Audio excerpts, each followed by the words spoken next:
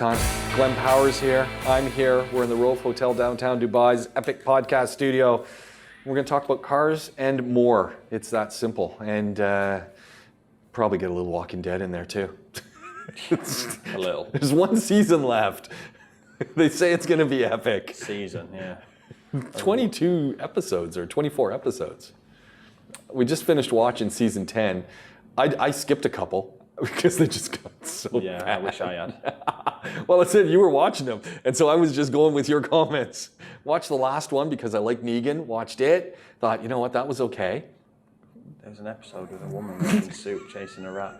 Didn't do it. What happened there? You know what? I want Carol to shave her head back down again and just become badass. That's all I want. Just give me the old Carol. Everybody needs to be that. Yeah. Just give us the old one. How you doing? Yeah, good. Tired, sweaty, starting to smell. Summer's on the way. It's getting warm out there, isn't it? Even the weather report on the local radio this morning said, low 40s today. It's like it's April. I still have no windows in that Jeep. You're a brave man. I'm continuing to go, but my neighbor, he's the guy who I always wondered how he keeps the cats out of his car, because there's quite a few cats around my neighborhood, and I cover mine at home.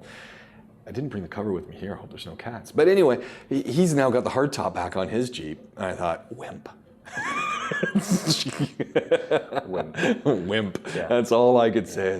This sweat patch shows I am not a wimp. That's it. Exactly it. Got to take the old seats in to get shampooed, or better yet, I'm just going to get the plastic coating put on them, so you can wash them down easier. Nice. That's what we like. Yeah. Nice. That's lovely. Nice vision there.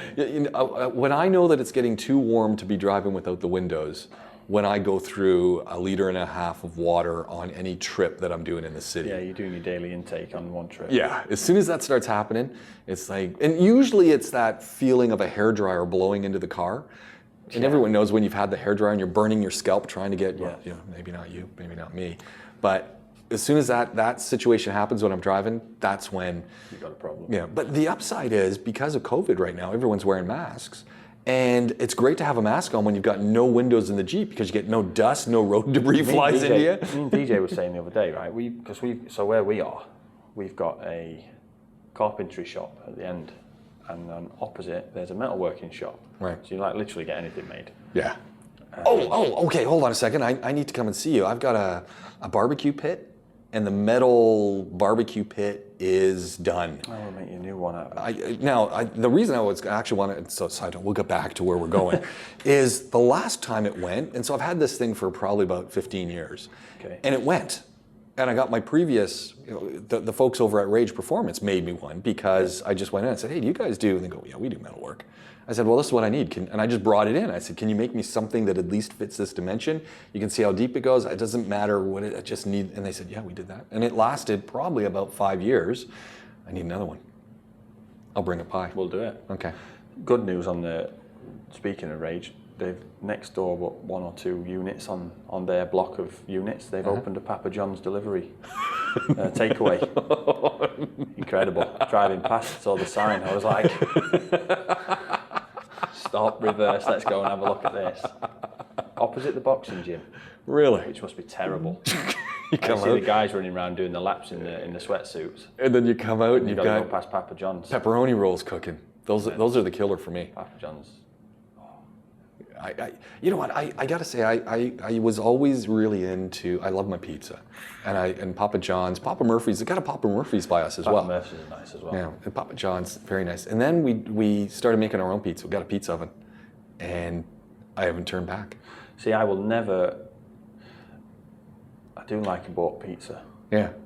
So Amy's margarita, which she just makes with tomato paste and cheese, is way better than any margarita. I'll never buy a margarita pizza. No. Even to put my own toppings on it. Yeah. They're just nothing. But Amy makes a real good margarita pizza. Isn't that the craziest thing, right? And I figured out why it is that pizza, almost any pizza you make at home and you make yourself, tastes better than, Papa John's is great, especially if you're eating it there. Yeah. And you buy it and you go and eat it in your car, you just go and eat. As soon as you put it into, a storage thing, and then you drive 20 minutes and then get there and it's just, it's lost. Condensation kills a pizza. Yeah, it does. It gets mushy.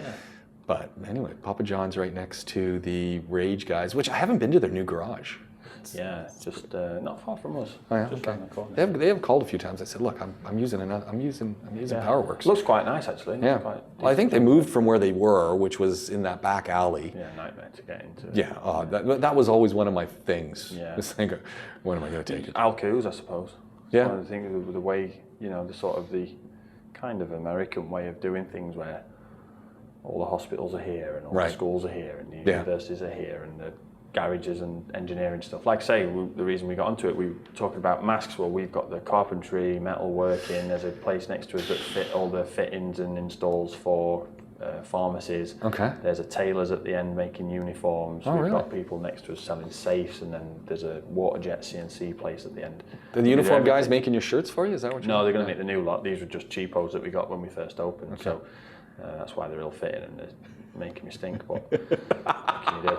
But yeah, we were saying these masks have definitely added some years onto our lives as masks. Because the dust is like fantastic, like wow, like everywhere. You think, what's that? Yeah.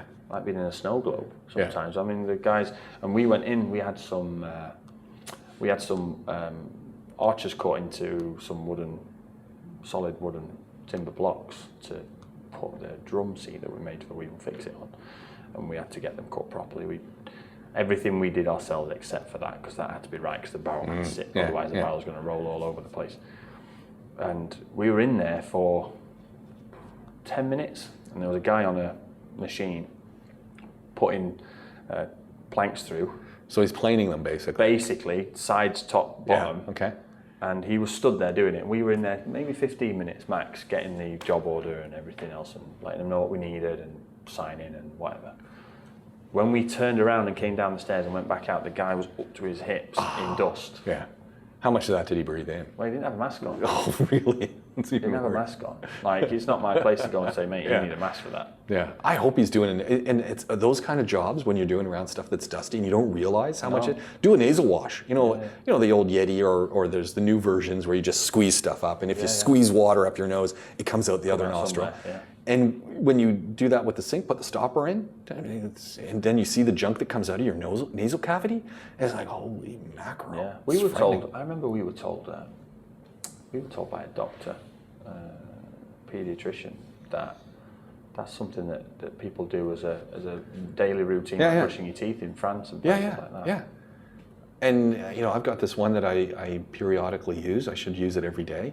A little solution in it, just a little warm stuff, and it's just squeeze up, done. Yeah, we've got like you can't even begin to it, and it's not even worth thinking about it. We're in there now. We've been doing it for 15, 20 plus years. Yeah. We need to, but the masks they're not great when it's hot like this, but they're definitely helping in some way. Yeah. So maybe this is the new normal. I think it's kind of an interesting thing. Keep the masks on in supermarkets for me. Anywhere where there's fresh food. Yeah. Keep your masks on. I don't see why not. I think also maybe public transport as well. I've got no reason to say otherwise. Yeah. It makes sense. I think places where there's a lot of people walking around, I just keep it on now. I think it's just a matter of, there's too many people on the planet. Yeah. And we haven't got any, fortunately there's no Hitlers or Genghis Khans wiping millions out, so it's just the way it's going to be until people start to control breeding. We're overcrowded, so what are we going to do? There's too many people. The thing I love about the masks, and to me this is the whole reason to keep wearing them, forget about why we're wearing them, just keep wearing them. How many people are walking around coughing their guts out these days? Yeah. No one. One or two people, you get a little bit of a mild cold, you get a few people sneezing every now and then. The best ones are the ones that pull the mask away to sneeze. I just sneeze right into the mask. This is the best thing in the world. I just put my arm up against it so that it doesn't blow away. Yeah. And you sneeze into the mask. I usually double bag it and put my shirt over my face. You just keep it on there and you just keep it's perfect. I take my shirt off at the end of it. It waxes my face. It's brilliant. Oh man. Brilliant. But yeah, I see people pull them down to sneeze. It's like, dude, what are you doing? It's like, really? Now we got to sanitize the whole area you've been in. That's the whole point of wearing the mask. Great, it's great. But I think they're benefiting certainly in some way. Yeah. And I've got an uncle that used to do a lot of circuit boards and electric circuit boards. Sure. And did a lot of very fine soldering, but you've obviously got your face right in. Yeah, you don't want the humidity in there. And he's got COPD, and it's from that. From the plastic fumes from the circuit boards and stuff like that. Breathing in all the solder and the flux. He was doing that in the 80s.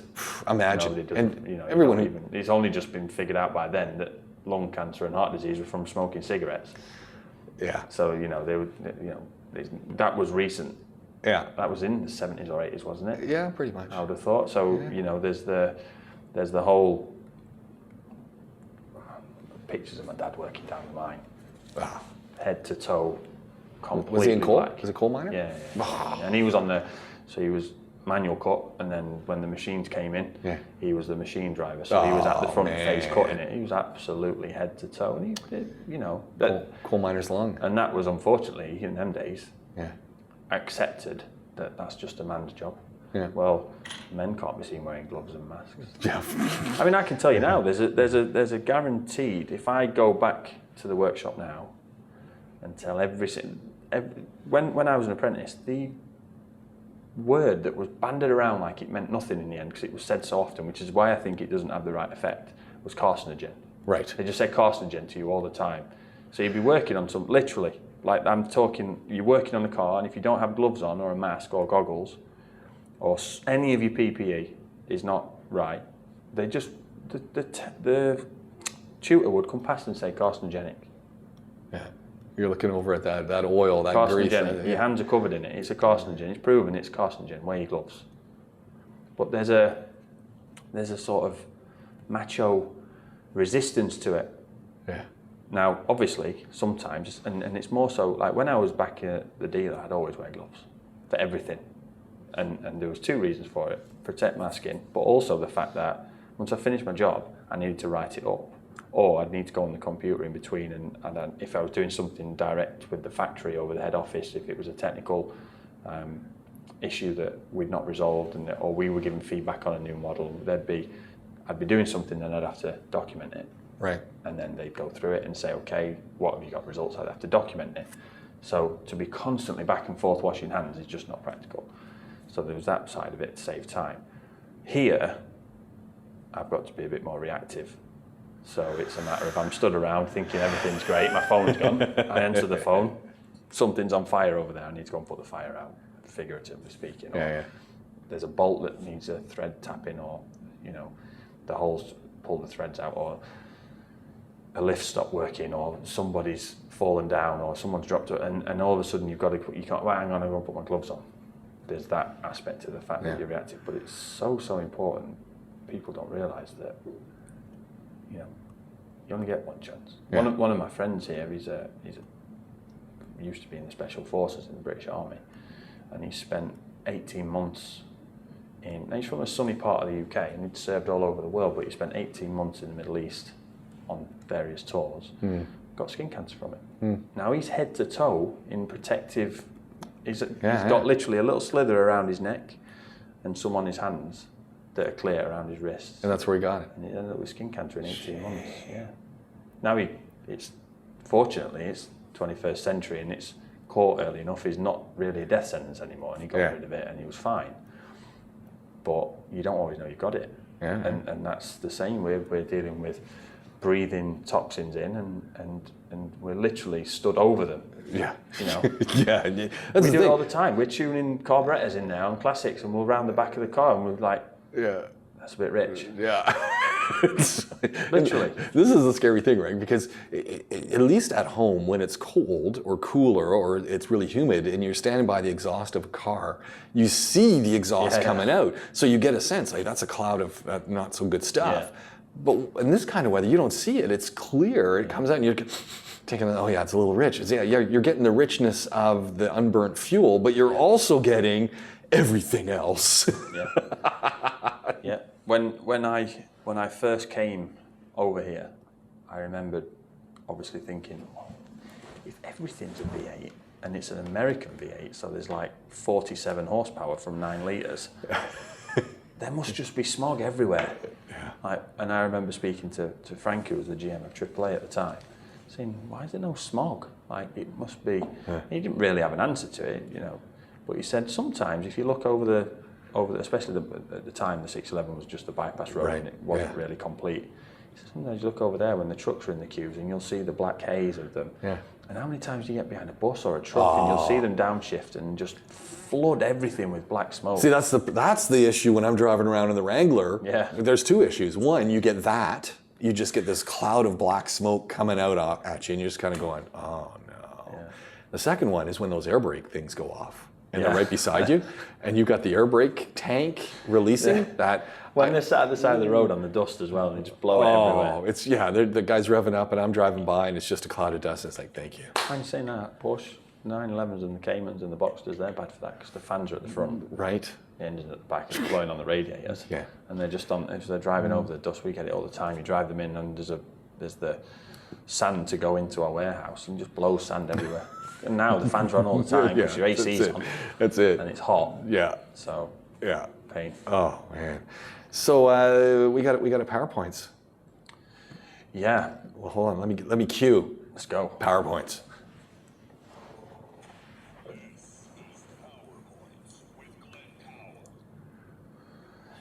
So this is going to be short and sweet, but I think it's quite important.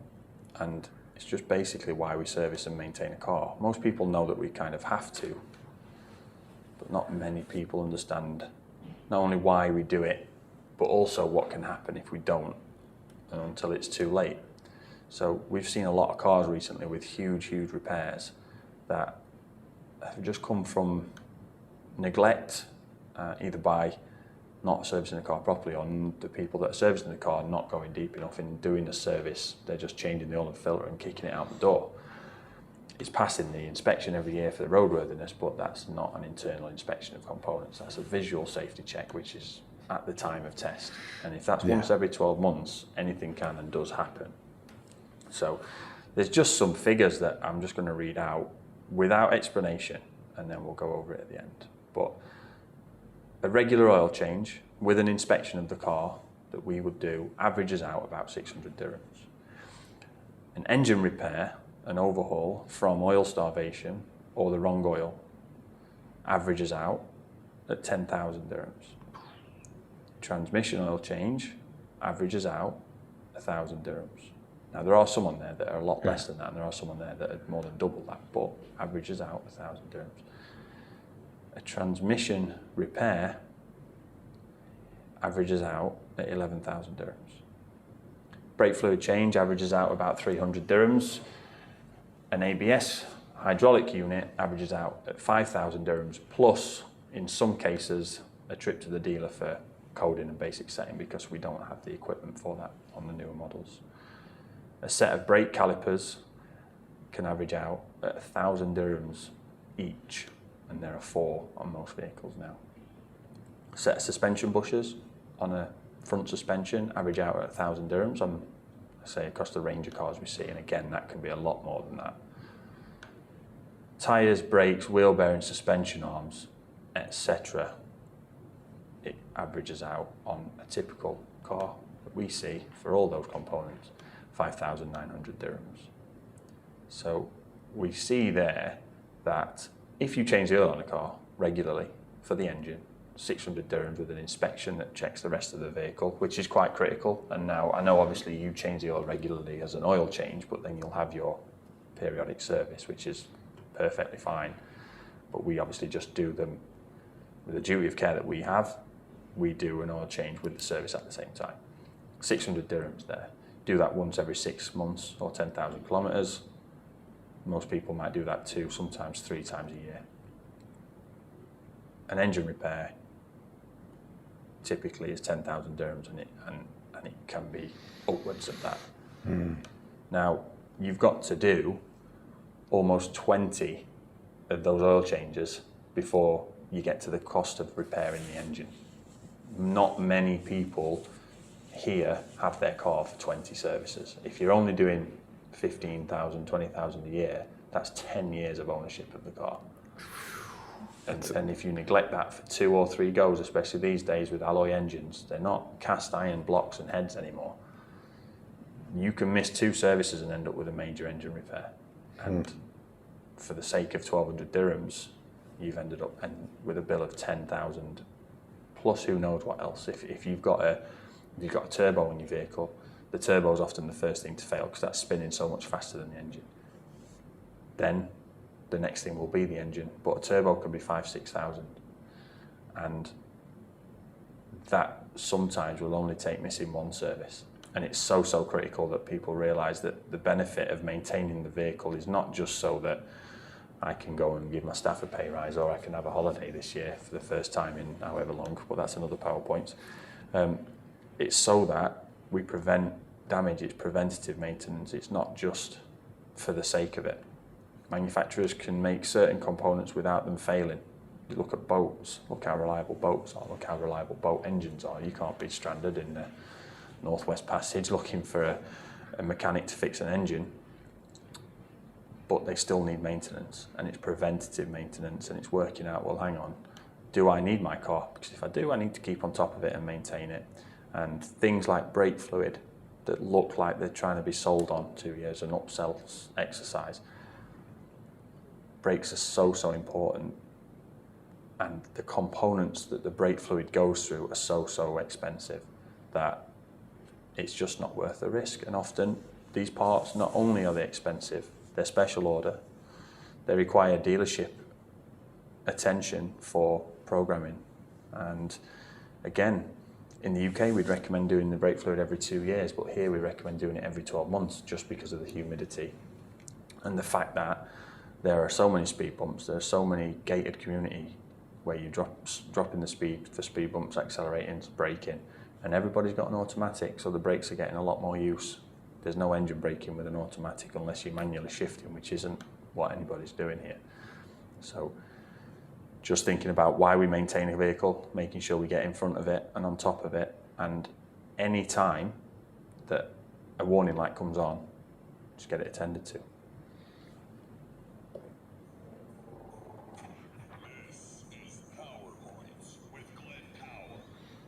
It's a simple one. Just get it sorted. Yeah. Don't be, just do it. Just do it, yeah. I mean, yeah. If do it. If Nike want to get in on it, Yeah. why not? Yeah. I mean, wow.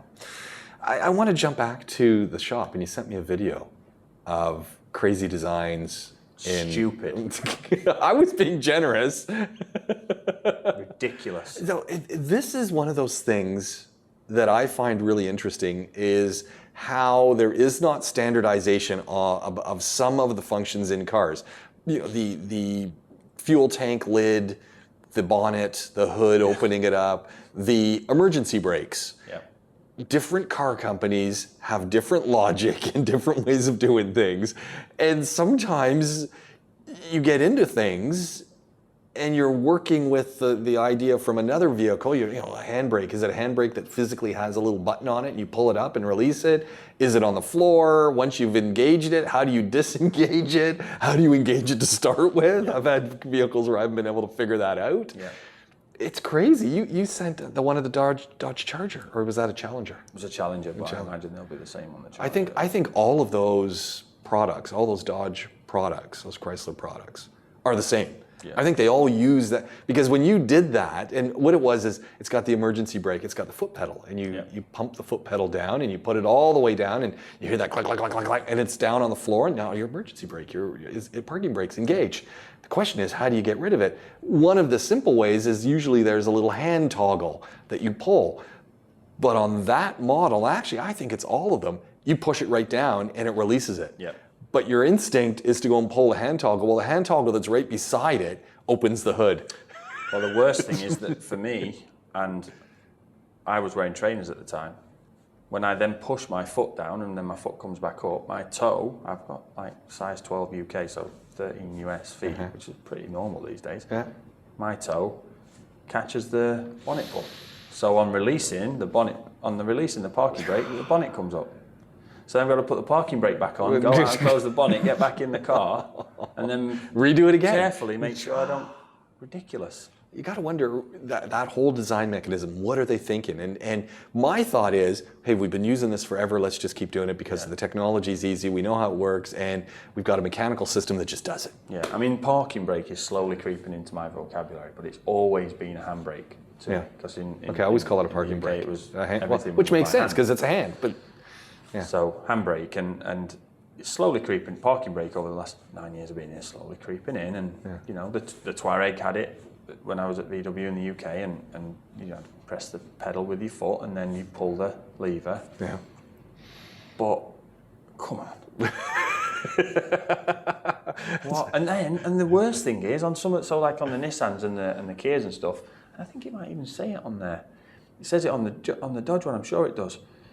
It tells you to push to release. Well, if it's having to tell you how to operate the most basic after the ignition key, which doesn't exist anymore in that car, but after the key, after starting the engine, if you've got to be told how to release the parking brake, then it's a bad design. It should be intuitive. Yeah. You know. Yeah. Why? And it's an old school looking thing too. I mean, I just don't get it. Don't get it either. Everything else we look at these. I mean, it's a button start. There's no key any longer. Yeah. And Yet you've got this manual, push it down, and on it in fine print that you got to read, because a lot of people have no idea how this works. They come from you got to push it to release it. But there's a cable. Yeah. And it's further away from the back brakes, which is usually what they're holding. Whereas the handbrake would be next to you, so it's closer, so the cable's shorter. Yeah. But then the cable's got to go off the ratchet mechanism all the way around. There's got to then be a return spring and damper to push the pedal back and to stop it going. And the chance of disaster is there. There's more pieces to break. I don't get it. I just don't get it. They've modernized so much of the vehicle, but that little bit has not come onto anyone's radar. Frustrating. Really frustrating. And why wouldn't it just be an electronic system anyway? You push the button, it applies to brakes. I mean, I'm guessing it's to stop people handbrake turning. Well, because I mean, I don't know. That is well. Look, as Smokey and the Bandit. As a lad growing up at home, going down the car park, you know, waiting for my next delivery from the Chinese takeaway that I worked at, and just doing a few handbrake turns with my mates when we just passed our test. I mean, that was, you know, that was what we used to do. I'm sure my son. And it's usually wet or icy in the UK. There we go. So it's like immense. That's what my son was doing into the parking lot of the old ASD and the old Wrangler, for sure. The way the tires were chewed up, you had to be doing handbrake turns. Yeah, but I mean, you can't do it with a foot pedal. No. Not an on-off one as well. Can you imagine? You're trying to do that, it's like, it ain't working. So, but I mean, what else is the reason for that? It's more expensive to make that way, surely. I'd like to think that's the reason, but I think it's just lazy. But it must be more expensive.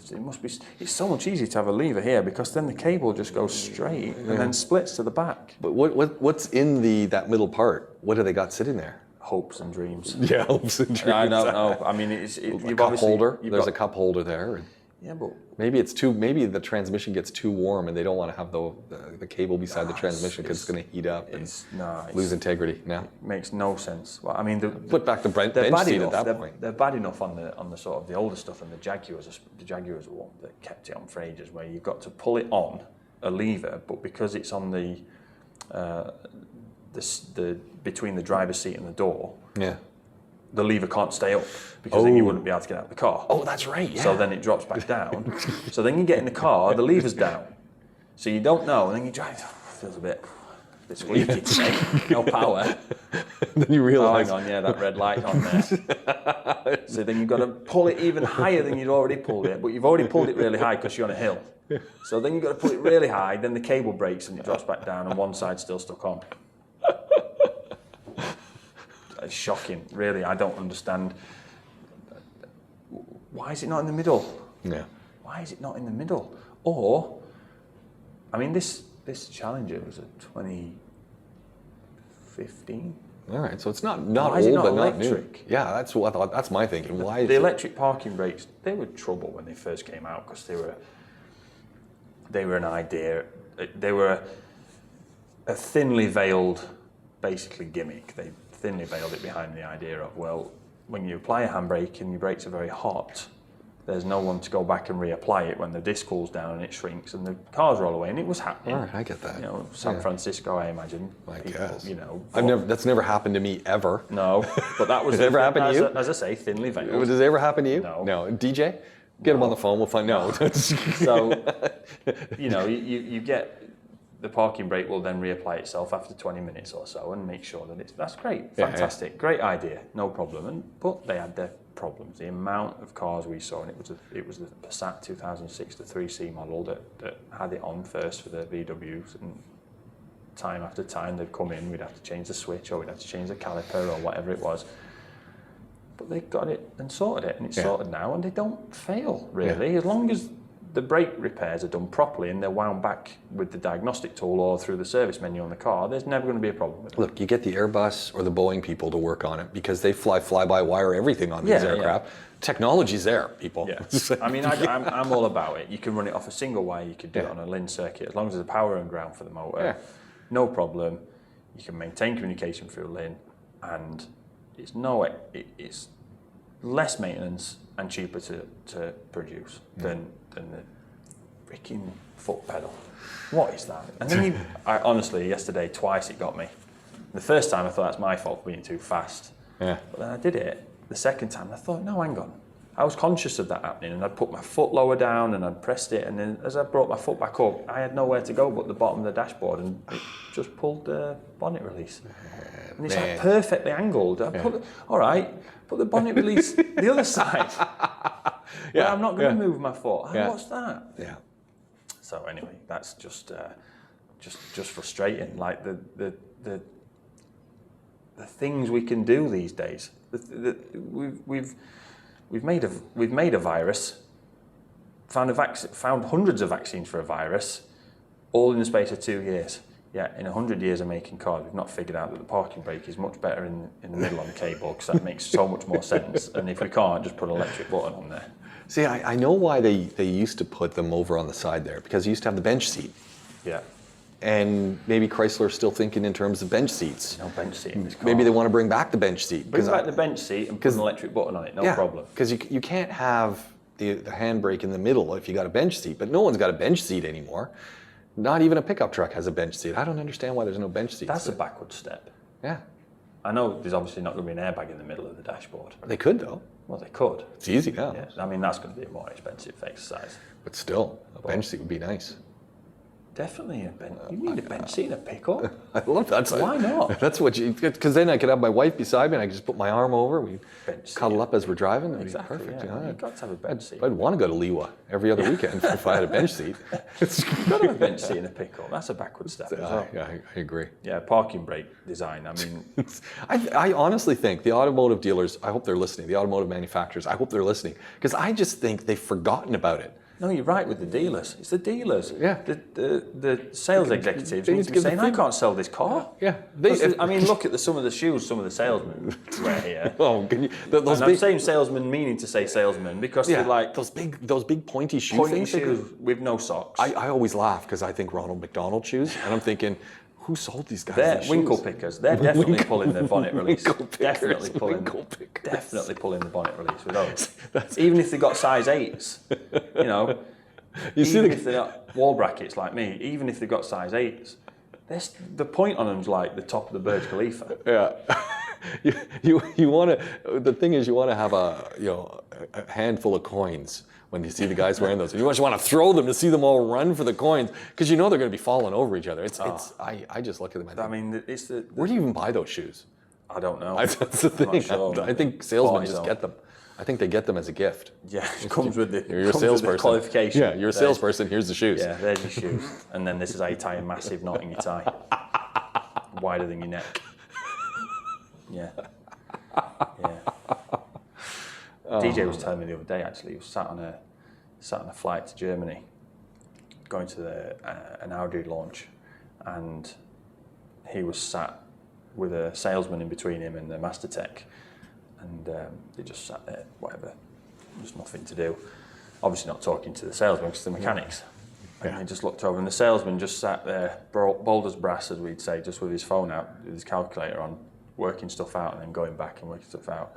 And then when they got off the plane, the master said to DJ, or whichever way around it was, did you see what Sadak was doing? And he said, yeah. He said, working out his salary for a month, £8,000. And the worst part about it is, they then found out that they were allowed and encouraged to sell cars at a loss because they didn't get paid on profit margin commission, they got paid on volume. Because they just wanted the cars on the road for the service. So they were like, bad month, ring a fleet up and just say, we've got 10 cars, you can have them at 10% less than I'm buying them at. Wow. They're just going to say no to that because the fleet company will buy them in at that and then they'll sell them for 2% more. Yeah, exactly. They don't care. Wow. So, yeah. Interesting thing talking about fleets. Interesting thing right now. And I know this is happening in North America. I assume it's happening in Europe as well. Rental fleets are down because rentals have been pretty poor in the last year. Yeah. So you want to go try renting a car? We were looking at a car rental and in North America, just looking at the pricing. Forget it. I mean, it's like, whoa. I mean, it's not forget it because I got no choice. Yeah. But it's like, what are you talking about? And even going through the usual channels, like 10 times more expensive than usual. And the worst part is, you're not going to get an upgrade because you're going to get there. And if you've ordered the super subcompact that, maybe has 1 liter engine and enough room for a handbag, it's like a smart car, right? You're not going to get the next size up because they're not even moving that thing. So it's horrible. It's not good. I mean, one of the reasons is obviously going to be, well, I don't know, we've been coughing in this. Well, that's it. How well have they cleaned it? I know they do a little clean, but are they getting the We Will Fix It guys in and fogging it? I hope they are. Yeah. I doubt it. Yeah. I mean, I hope so. That's got to be a reason, surely. Right? Maybe. It's got to be a reason. I mean, you drive cars here, the pay per mile ones that you get, pay per kilometre, sorry. Yeah. I've never even used one.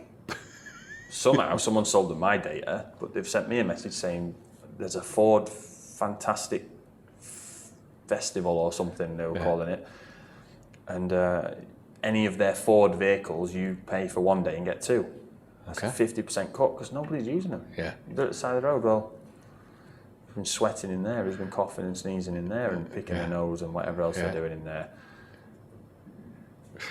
Because if I pull one up and park at the side of the road and that's me done with it, and then it comes up on your app, you could get in it minutes after me and not know that it was minutes. Yeah. You need the fleet guy going around to do a quick So that's got to be why business is down, one reason, but also the fact that nobody's travelling. No. So yeah. And if you do travel, what do? People are staying in country. We're supposed to go back to the UK in June. Amy's best friend's getting married. One of the best friends. Women have so many best friends. That's amazing, isn't it? But anyway, they're getting married and going to be great. Can't wait to go back and see people. We've not seen them for 18 months. 18 months we've not been back. Yeah. So that's 18 months since we last rented a car. Now, we're not keeping the whole industry afloat over there, but we're not the only people. No. There's millions of people that live outside of the UK that go back every year, and I'd say hundreds of thousands that will rent cars. Yeah. So I think the only solution is that we get sponsored by a rental company. Yeah. And then we review their service and their vehicles, and they give us a free one when we get back. I think that's the way to do it. Yeah, that's the way to do it. Start working on this. We'll get on that. Andrew, sort it out. Yeah, I think that's absolutely the way to do it. I was thinking about you and DJ actually the other day, and we were coming out of our Yin Yoga class, which talking with Jenna about slowing down. See me and DJ doing yoga. Oh man, that's like I'm the only guy there, by the way. It's like, why do you go? I go with my wife. Yeah, you go to the back, yeah. Oh, obviously. Oh yeah. Yeah. It's like me and this other guy, the 2 guys in this class, the other day. And nearest I could figure, so I go with my wife, and I'm figuring he was with his wife, because I was watching them when they were leaving, because I was like, oh, okay, this is interesting. His and hers GTIs. The greatest household in the world. And it was interesting because I was looking at it. So she's getting into the white 2-door GTI. He's getting into the gunmetal gray 4-door GTI. I'm all about the 4-door GTI. And I'm looking at that 4-door and I'm going, that's kind of nice. And they're just beautiful. I'm pretty sure they bought them at the same day because they were like the same model, just 2- and 4-door, different colors. Yeah. I thought, what a family. The greatest household in human history. Why not? Perfect. You can get everything in the boot. Yeah. The 2-door's a bit impractical for me, but that's because, I don't look, I look like a flamingo trying to argue with a polar bear getting out of any car. I thought they had both bases covered, right? So you got the 4-door, he's driving the 4-door, she's in the 2-door, she was a little more petite than him. If you're going shopping, use the 4-door, because the doors don't need to open as wide. Yeah. But, if you want to look cool, use the 2-door. And pretty good value too. And then I saw Fabia the other day. So it was one day I see that, and then I see the Skoda Fabia, and I'm looking, I'm going, you know, that really is a GTI. Yeah. So I'm looking, I'm going, that really is. And I'm kind of going, you know, it actually looks okay as well. I mean, I like the Volkswagen look, so I kind of want the Volkswagen look, but I was looking at the Fabia going, I can do that. Yeah, the Skoda just has that kind of little bit more old-timey, a bit busier on the front grille. Yeah. Kept that Skoda. It's got a Skoda look, which is fair enough, whatever. If they put the spare tire on top of the engine, that'd be totally sold. Because I remember those Skodas. Yeah, they weren't so good. No. They weren't so good though, those cars. But you know, we talked about them the other week about why there should be more of them. And that Fabia, based on the Polo, is fantastic. Yeah. And great value too. I mean, and as you said, the bonus is you go to buy a Volkswagen, you buy the base model, it's pretty much a base model. You go buy the base model Skoda, it's not the base model of the Volkswagen, it's already got the bells and whistles thrown on, and it's cheaper. Yeah. But you're getting the same tech. And it's reliable, and it's like, well, why wouldn't you buy one of those? Yeah. And it's got a handbrake. Yeah, it's got a handbrake, so you can can do drifting. You can do handbrake turns, and I think it was Smokey I've the seen Bandit. this somewhere. I can't take credit for it. Burt Reynolds. I've seen this somewhere, but it must have been on Top Gear in the UK. But like they were obviously tongue in cheek saying, "How, as a 17-year-old male, do you attract a female if you can't do a handbrake turn in your car?" That's it. And genuinely, that Good thought point. had pretty much gone through my head when I was 17 in my Polo with my sunstrip on it at the front and my two 15-inch subs in the back that used to shake my windows open and cut the engine out if it was idle. Yeah, I think that. I mean, I don't know. Girls wouldn't have spoken to me if I didn't do that. You couldn't just handbrake into the parking lot and. Ridiculous. The handbrake turning on my car was like next level. Seriously. You ever hit anything? You ever hit any curbs? Every time almost. Hit the curb. Oh, every time. Curbs. All sorts of things. New dent. Yeah. Used to do all sorts. I got a new dent in the Jeep, by the way. Oh, no. Yeah, this was a classic one. It was a windy day, and I opened up the driver's side door, and the old Wrangler has these cloth things that. Yeah, the straps. Yeah, it broke. The wind caught it, and I just, and then the door went right around. Hits the car. I hear a crunch, and I go, "What the heck was that?" And I go and look, and I'm thinking it's my, the quarter panel over the wheel that's got no, it looks fine. I didn't see anything. And then a day later, I'm looking and go, oh, there we go. And so you got the bonnet, you got the hood. And then there's a part where it connects to the window, and there's this little 4-inch square piece, which who knows what's underneath there. It's got a little dent in it now. And I went, well, that looks good. It's added a bit of character. I mean, I did look at it for a second and go, I also think it's probably pretty easy to bump that out because I think that piece just comes off, 2 screws. But I thought, that looks okay. Round the other side, cut the check strap. Yeah, there we go. Wait till the wipe gets in. I think there's every door on my vehicle has got some modification for that check strap because they always go in weird times. So it's we've stitched ratchet straps off the recovery trucks before when I was at AAA to fix them for customers that have just been like. That's what I need to do actually. I never thought. I got some great shoelaces. I've got clothesline wire. Yeah, bandanas, anything that's around. And actually, the laces in laundry bags at hotels are also very good in a pinch. So we start using these things when we don't need them next year. There we go. Everyone's got masks. Yeah. But it was just hilarious. Just hilarious. It was like, oh. Yeah, that's another one of those things where you think we've been a bit harsh on Chrysler here, haven't we? But I suppose it does make sense on a Jeep because you can take the doors off. Right. To safari it. Yeah. So I've never done that ever. Nobody wants to be messing around with it. A proper check strap is probably the worst job to do on a door, apart from taking one off and realigning it, which isn't always too bad as long as you've got 17 people around to help you. But changing a check strap on the Wrangler is a pleasure. Yeah. Because it's just a piece of cotton cord, really. That's all it is. It just slides over the pin and you undo the screws, but they break. Yeah. They just.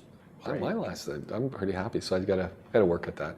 The other one that I was thinking about is when we're talking about, and this is one of those things, and it just came. So we had the old Suez Canal backup.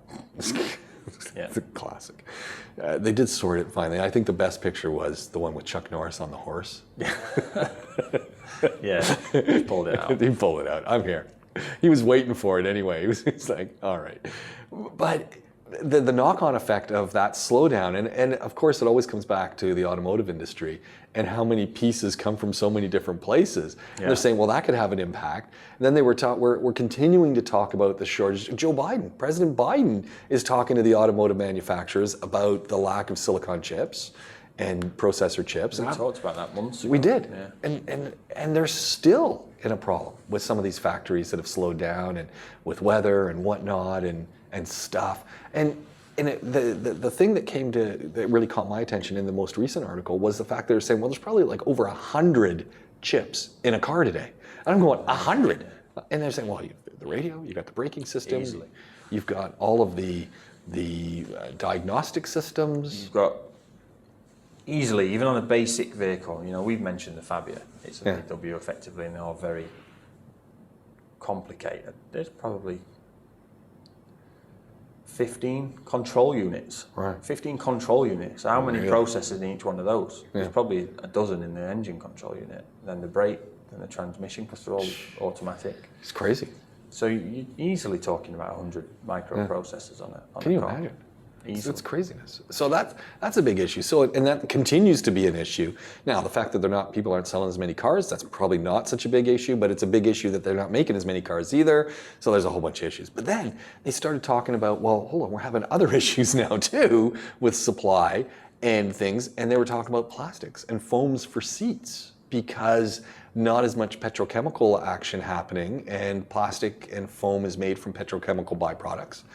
I'm going, never even thought about that. And they say this ripple effect on shortages for stuff is really, really becoming serious. It's going to be interesting if we get a roaring 20s, like after the Spanish flu.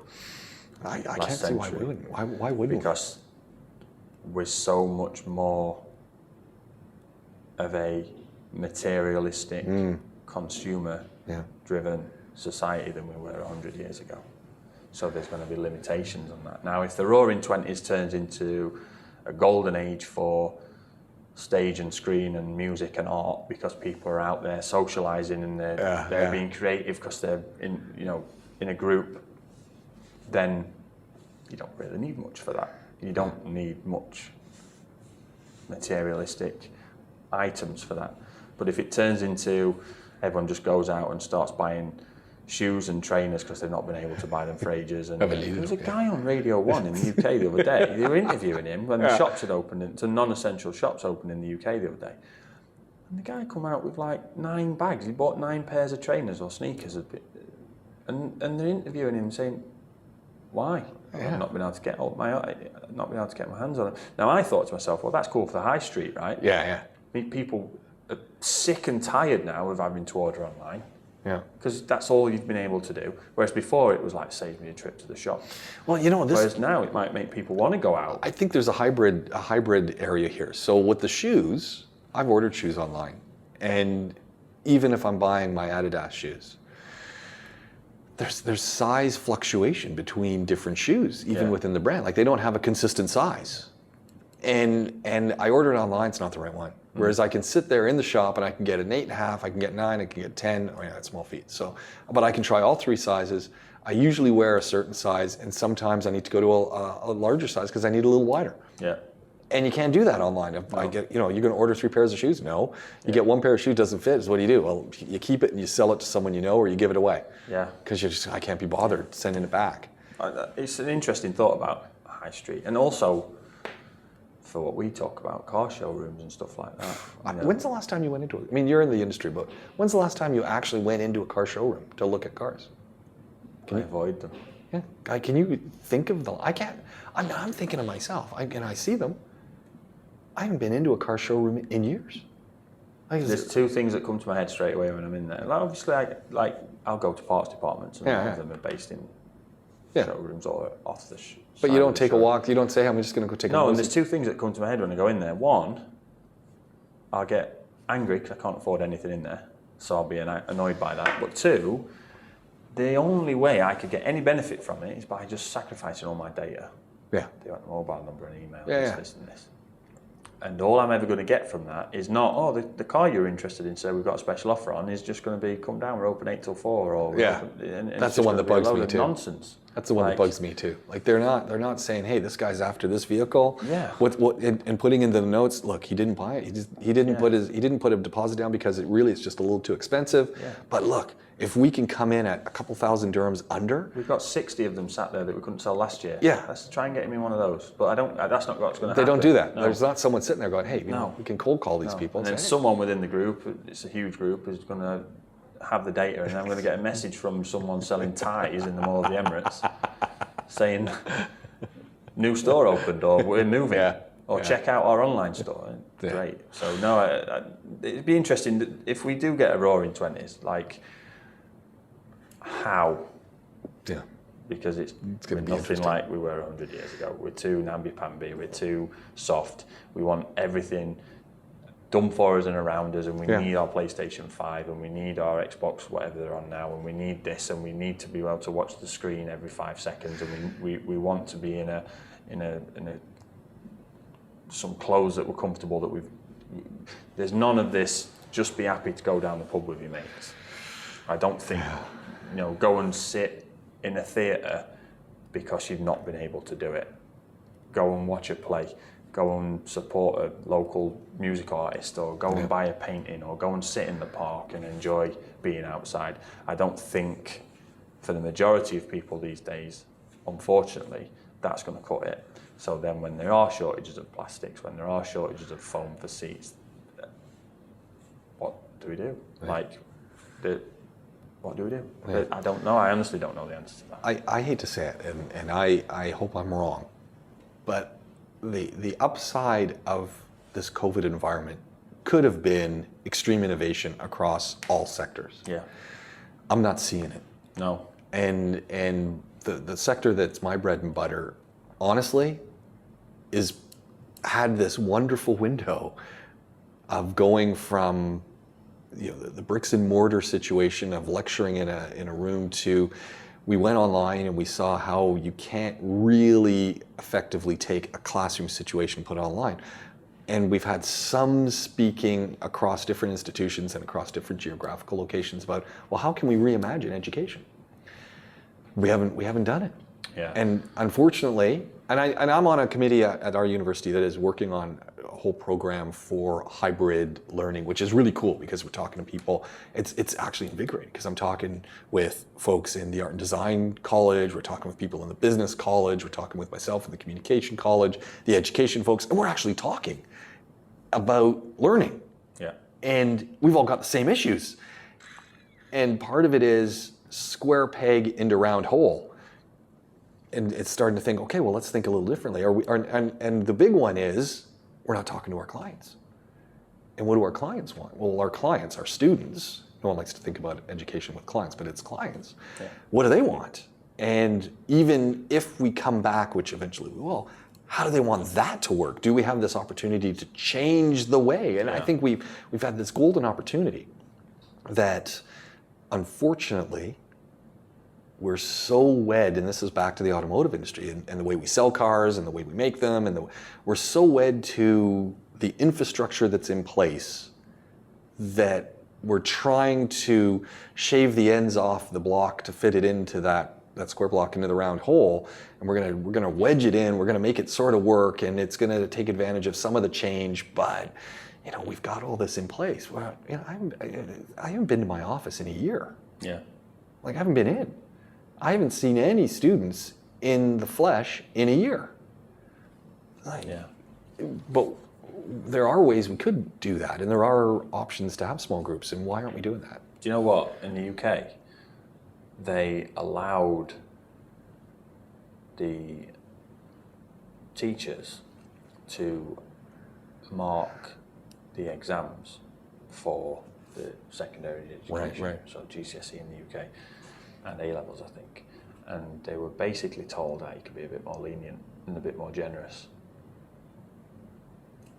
because they've not been taught properly. Yeah. Who knows what properly is anymore, but they've Yeah. not been taught properly, Yeah, which yeah. is fair enough, Yeah, right? yeah. Why, just because you know, you could have been a Why grade ever A, go back? a grade A student and you've lost out on, because I definitely 100% would have been okay with online learning. Yeah. Because I was fine reading text and reading a book and copying off of a blackboard like we used to do, or whatever it was. I was fine. The theory side of anything was no problem. I didn't need to be hands-on all the time. But my favourite subject at school was physics. Now the maths side of it, theory, no problem. But the physics side of it, there's no way you can't do that. You have to be hands-on with that. How do you make a hypothesis, test it, and then a conclusion? Yeah. How do you do the test? Yeah. Well, I look at this and I say, suddenly this is a great employment opportunity. So instead of disinvesting from education, we're now creating large theoretical areas where we can work online and we can create that product. And we've got product creators. We got the writers and the filmers and the animators and whatever. And let's make it YouTube worthy and let's make it everything the most excellent TED Talk ever done. We can do that. Great. But we've also now got the opportunity to take what we used to do with 20, 30 kids, let's reduce it down to pods of 5, 4, and maybe we do mobile labs, maybe we do learning space labs, but we bring, even businesses have their kids, and this is the one I just can't get over. Businesses, you've got your kids, now yours is a slightly different thing, but even in where you work, your kids and a couple more could come and be in the upstairs part there. It's not the biggest area, but you could be doing some stuff there for a couple hours once a week. Any of the hotels, if you got people with kids, there's room in those where you could get a corner out of somewhere for a couple hours. Yeah. We're not taking advantage of that. No. And taking this big factory style 1900s education system. Yeah, you learn from 8 till 3. Yeah. Now let's change it up. Yeah. And let's have more on the job thing. Sense. Like you were talking with Jenna's boys. Okay, now they're really young, but so what do you get them working on? You get them working on a lawnmower engine. You get them working on a little 2-stroke engine that you use for a whippersnipper. Something that, just playing around with it, taking it apart, learning how to do it, get your hands dirty. Wow. I mean, suddenly we have, let's put the theory and practice together. We have this opportunity. Is it totally, we're already in a disruption. This is the thing that I keep looking at when I'm thinking about our environment. It's totally disrupted. Yeah, why not try throw some stuff at the wall and see what sticks? So let's play with it. Yeah. And why wouldn't people go more towards homeschooling or a hybrid of that? Yeah. Why wouldn't they do that? The thing for me that makes me, this might just be the sort of semi-socialist in me, but education is expensive here. We're scraping and clawing to keep our kids in school here, and it's, maybe in the summer they don't come back. Who knows, right? Yeah. Who knows? I hear you. A couple of bad months in the workshop, there's no money there, so what am I going to do? Like I'm going to put the asterisks in there. When I sent my boys back for university and college to Canada, that was one of the best days of my life, because both boys, and this one still to this day blows our minds, both boys were, one in university, one in college, fully supported by me, apartments, tuition, books, allowance, because they didn't have jobs, was less than it was to send one of them to school here. Yeah. I was paying, and I'm going, how's that possible? Yeah. I'm like, how is that possible? I know, and I understand, because it's a business, and it doesn't have the government support like it does. But at the same time, my point is, a lot of, there's not the scholarship scheme here, and even the one that's in the UK and in the US, it's limited. Yeah. Because of course, a teacher, you're a lecturer, you're a professor, you're a teacher, however you boil it down, but you can only deal with so many people in the flesh. Right. You can't have 100 people in an auditorium and teach them. No. Because it's got its limits. If you've got 7 or 8 people struggling, that's not, how do you manage that? Yeah. Because an hour later, you've got another 100 coming in for the next one. Exactly. But when you've got a team that work on, there are certain things you need to learn for this. And there it is, online. There is the transcript of it, There is the video with closed captions, and you can watch that 1,000 times. You can't come back to the lecture 1,000 times, and even if you use a dictaphone or whatever it may be to record the lecture, it's not the same. But here it is in video, in HD, closed captions, there's a transcript. The transcript is annotated with the key points. Yeah.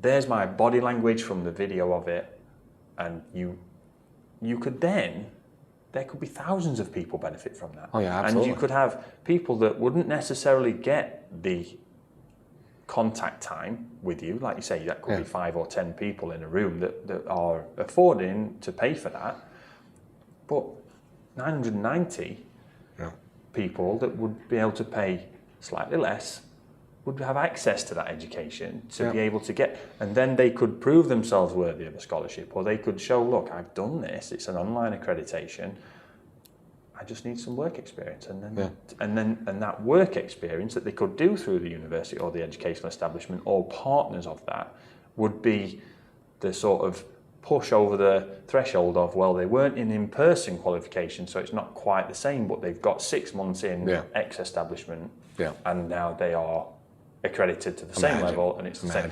Why not? Why is that? That makes total sense to me. Total sense. Think of how it could change, automotive training. You go and do all the theory online, and I always say it's like public speaking. I said, look, you can read every book on public speaking. Go read Chris Anderson's TED Talk guide. It's beautiful. It's an excellent book. It's never going to make you a better speaker. Yeah. But you're going to know everything. But the only way to become a better speaker is to speak. Yeah. The only way to become a good mechanic is to twist the nuts and bolts, to use the wrenches. Yeah. You can read about it, but until you start twisting the wrenches, forget it. I honestly don't know the answer to the question, and it'd be something I'd have to speak to Amy with. But if our school came back and said, look, guys, this is the fee. Yeah.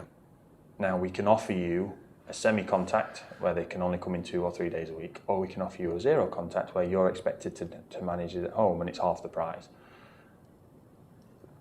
So, I think about it because I don't see, apart from structuring your day, but that's the whole school structured thing of, like you say, the factory hen almost. It's a babysitting service, essentially. It's effectively to create awareness and readiness and preparedness for the working life. Yeah, to work in a timed environment. Exactly. You go to school, you get there at 8, you finish at 3. You have lunch, you have a snack, you have a break. Same when you go to work, you get there at 8, you finish at 4, whatever. Follows the format. I understand. People don't do 9 till 5 anymore.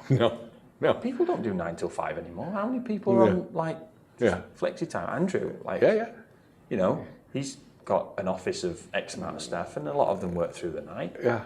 Especially where we are, where we're trading all around the world with time differences that are 3, 4. The UK is 3 hours now because of summertime, but it's usually 4, it's 4 for the rest of the year. Right.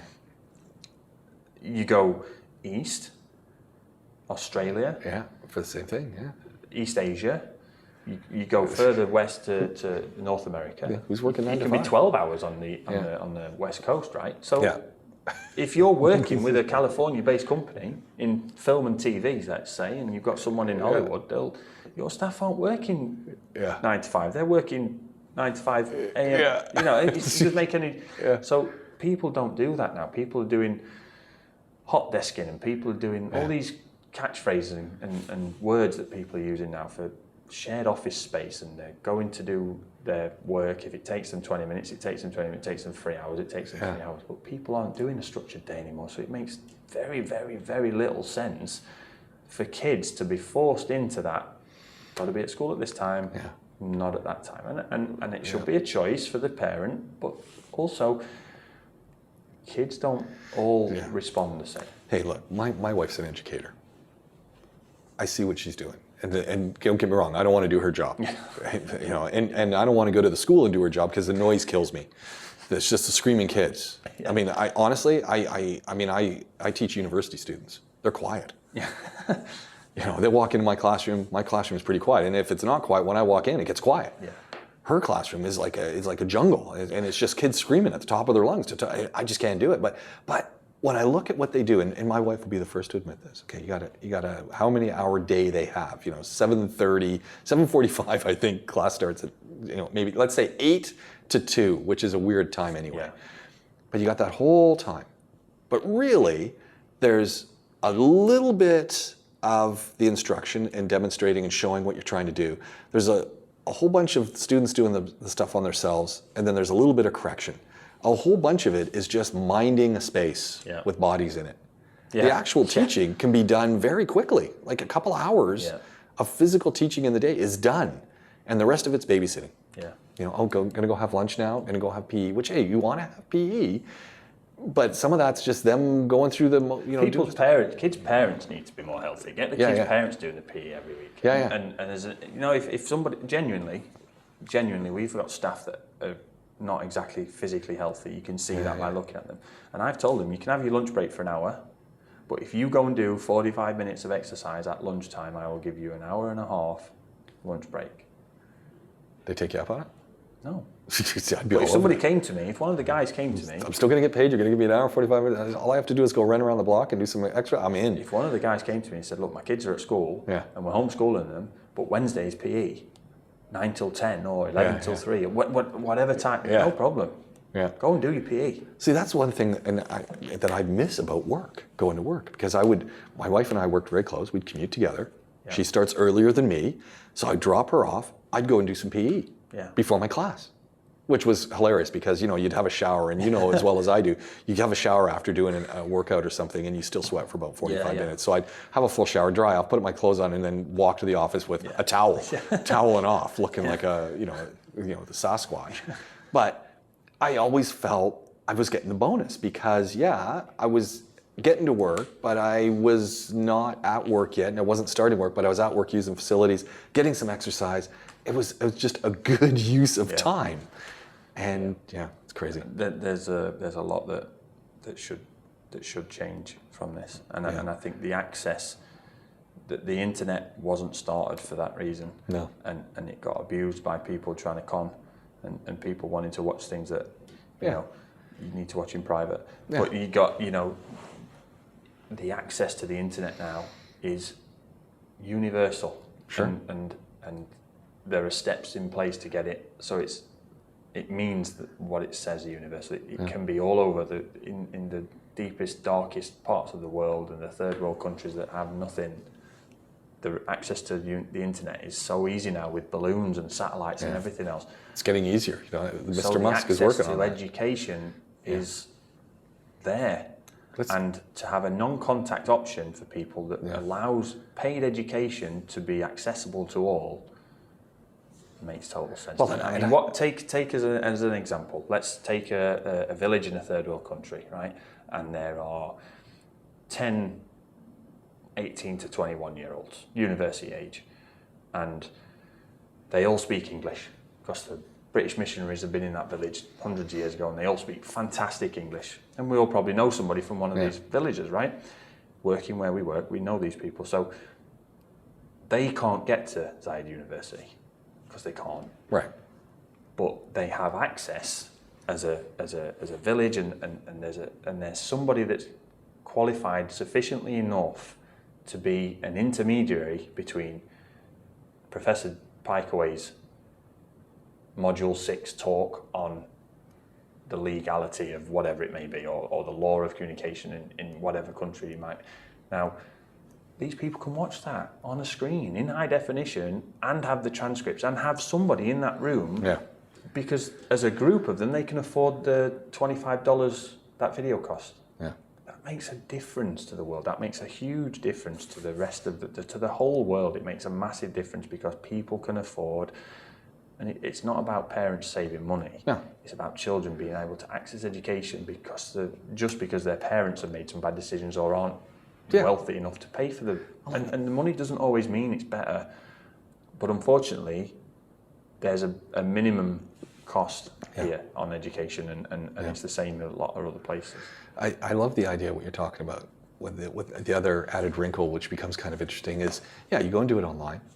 But built into it is, hey, you know what? I actually need to have a chat with a tutor, and I do this with my students. I have office hours, but I don't sit online during those office hours. So usually you have to book them in a day in advance, so that I know that I'm going to be sitting online waiting for you. They send me an email, say, okay, it's so and so in such class, and I want to have a chat about this. It's like, here's what time between 9:30 and 12:30 do you want to meet? And they write back and say, can we meet at 10? Sure, here's the Zoom link. I'll be waiting for you. There are a lot of people out there that would be very, very, very good teachers that don't want to deal with screaming kids. Yeah. But to do the intermediary of managing communications between a lecture giver like yourself and the lecture receiver, like the children that are receiving it and the young adults that are receiving it, people that would do that intermediary job, I think there are people that would be much more open to that, and I don't believe there's a reason. It should be, somebody should try it. Somebody should be interesting with the capability of doing that should try it. I don't know why we wouldn't do that here. This is the place for the KHDA or ADEC or someone. Just let's give it a try. And hey, what do we got to lose if it doesn't work? What do you lose? Exactly. So I think as a revenue stream for a school, you're going to still have the same people coming in anyway. We'll have more. Because now you've got an off-site revenue stream. And why not? And for those kids who don't, and I got those kids in my own classes at university right now. I've got some who want to come back and some who never want to come back. They're saying, you know what, can we just keep it online? Because I work well like this. Or they want a hybrid. They want some online and some where we meet up. And I'm thinking of it as a point of national interest, right? Yeah. If you've got 250 students around the world and 150 of them are in a decent place financially, and they've been 2.5 years on a university course with communication studies with Professor Pikeway from Dubai, the UAE, well, some of those are going to want to come here as well. Yeah. So not only have you got the money into the economy from that, if we're going to go down the whole, this is the only motivation there'll ever be. Unfortunately, at the minute, we're talking about it because it's access to education for everyone. But the only motivation is going to be, well, there's a financial gain in it, and that'll be the initial thing. But okay, so let's go down that route. 250 people from outside the country paying money to this university inside the country, and then how many of them are going to then want to come here? Yeah. You know. Well, and the facilities here are fantastic. Yeah. You bring can open those blinds there, and we can stand in front of the Burj Khalifa and Dubai Mall and do a. But the only reason they're closed is because of the sun and the glare. No, exactly. But with a proper camera, no problem. Yeah. Proper lighting. We just need the lighting. I need different lighting. But it's just it's an absolute no-brainer. No-brainer. Wow, we've covered some excellent ground here, Glenn. Yeah. Yeah. We were talking cars, and we've gotten into the training of the next generation of people who are going to do everything from our kids right through. Yeah. So it's, and you know what? Actually, it's a funny one because your daughters are young now, and they must be thinking about what their careers are going to be. And I know both of my boys have embarked on their own career paths. And one thing we did as parents is we never stood up and said, "Oh no." Yeah. I'm a university professor. I have a PhD. My wife's got a law degree and a bunch of other degrees too, but she's literally a lawyer. She does practice law. She teaches. That's what she wanted to do. She always wanted to be a teacher. And so my kids are in the unenviable position is I'm never going to push them to do anything except what they want to do. I said, well, what do you think I should do, Dad? I said, I don't know. What do you want to do? What do you like doing? You like baking? Be a baker. You like working on toilets? Well, you spend a lot of time in the washroom? Then be a plumber. I don't know. It's like you do what you love to do. And so one of them, they're both doing that. They both found their things. My youngest is in the music industry. He's a music engineer. And he's laughing because this is what he wants to do. And he just loves it, even the stupidity, because of COVID, numbers are all down in how many people can come into a recording studio, but also now they tend to work like 24 hours a day. So he's like working 1:30 in the morning. He's going, the guys who are supposed to come in, Dad, are so tired. They're calling him, the lead singer, they're calling him, dude, where are you? Oh, is it tonight? Oh, okay, I'm on my way. He says, well, who's that? Who's recording at 1:30 in the morning anyway? But the thing is, so my son's there at 1:30 in the morning, doing his job. He loves it. And it's that whole thing is just find what you love and just do it.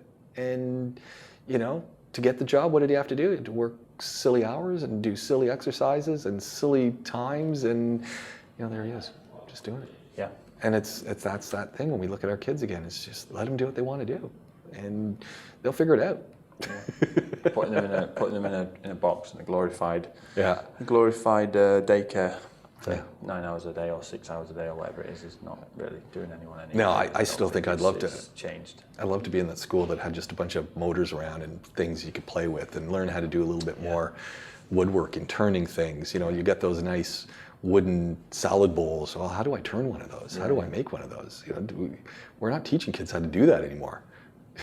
Come on, let's show them how to do it. You know, let's show them how to work with a circuit board, and and that's kind of what the Raspberry Pi does and all that stuff, right? But let's get back to doing that. Just have it around. And, Definitely. Gonna show anyway. You know what?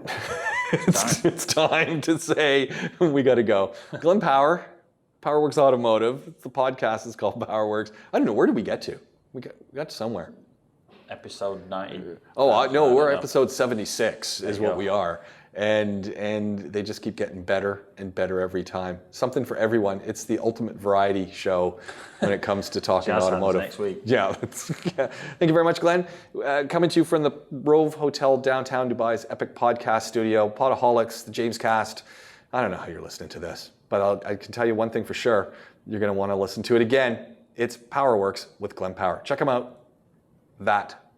Glenn, that car guy, right? Glenn, that car guy? Yeah. That car guy? Glenn, that car guy. One big long word, you'll find him on Instagram. So long for now.